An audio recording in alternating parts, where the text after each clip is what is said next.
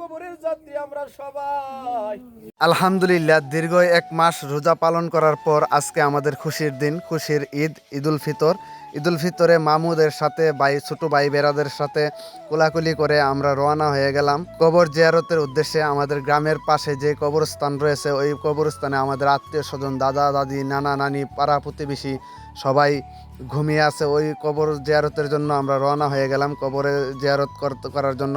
কবর জিয়ারত করার জন্য রওনা হয়ে গেলাম। আর কবর জিয়ারত করার জন্য অনেকেই রওনা হয়ে গেছে আলহামদুলিল্লাহ। এবার অনেক মানুষ কবর জিয়ারতের উদ্দেশ্যে সবাই কবরে যাইতেছে। তো আমরা চলে যাচ্ছি মোটরসাইকেল করে। আমাদের গ্রাম থেকে বেশি দূরে না, কবরস্থানটা একটু কাছেই। তো মাশাল্লাহ, আমাদের গ্রামের ছোট বড় সবাই কবরস্থান জিয়ারত করার যে উদ্যোগ আর যে আগ্রহ দেখলাম, আলহামদুলিল্লাহ অনেক ভালো। তো আমরা প্রায় কবরস্থানের কাছে চলে আসলাম। এসে দেখি আমাদের আগে আরো অনেক মানুষ এসেছে এখানে কবর জিয়ারত করতে। আর এখানে অনেক বয়সের মানুষ রয়েছে, ছোট বড় মুরব্বী, যারা অর্ধবয়সী এবং বার্ধক্য বয়সে হয়েছে, তারাও এসেছে। তো আমরা কবর জিয়ারত করতে এসে দেখি আমাদের আগে একদল কবর জিয়ারত করতে চলে এসছে। ওনারা কবর জিয়ারত করার পরে মোনাজাতে ধরছে। তো আমরা মোনাজাতে শরীক হলাম। মোনাজাতের পরে আমরা কবরস্থানকে ভালোভাবে পরিবেক্ষণ করতেছি। পরবর্তীতে আমাদের ওয়াজ করিনি মামা কবরবাসীর জন্য মোনাজাত করেন। রব্বুল আলামিন বিশেষ করিয়া এই কবরের যাত্রী আমরা সবাই, কেউ আগে কেউ পরে, আমরা সবাই তো একদিন না একদিন এই কবরে যাব রে।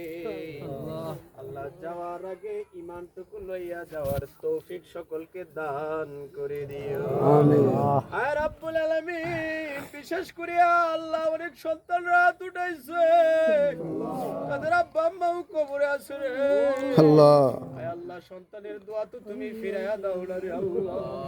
নবীজি তো হাদিস শরীফে বলছে, যে সন্তান চোখের পানি চালাইয়া বাপের জন্য কাঁদে, সেই দোয়া তো তুমি ফিরাইয়া দাও না।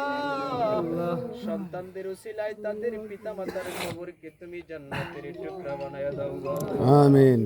হাত উঠাইছে, ওই হাতের উসিলায় দোয়া আজকে ফিরাইয়া দিও না।